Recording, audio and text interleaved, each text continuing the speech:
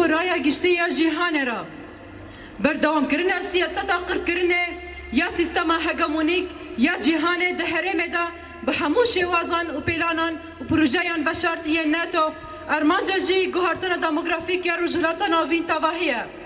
جبو پاراسونا خوا جبو کو برهمن انرژیه و خوازایه دبن دزهداردی خدا بدن مشاندن داکو سیستم دکتاتور و فاشستن هایی تیر بکن به تایبتی جی حکومت AKP یا کو سیاست پیلان کری یا والا کرنا حرمه جی گل رسند مشینه داکو پروژه رجولات ناوینی مازن پیک بینن افکار صدا مروفی انجام اردهجا پیلان کری کو هفسنگی حوری دوری و گردونی تبلیغ هف کرن بصدام پیلان انقر کرنا جنوسايدي. بياني للرأي العام العالمي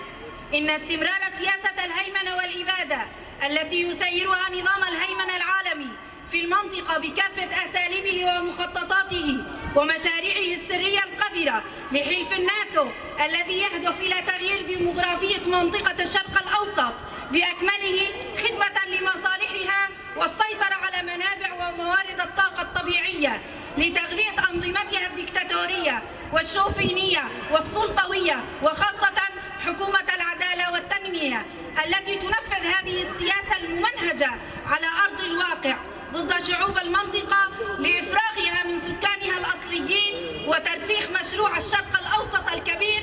الرأسمالي الغربي. ومع حصول الكارثة الإنسانية نتيجة الزلزال المدمر المفتعل الذي تسبب بخلل بالتوازن البيئي والكوني نتيجة مخططات الإبادة الجينوسايد بحق شعوب المنطقة وجغرافيتها، وهذه الكارثة البشرية التي أزالت المدن عن بكرة أبيها.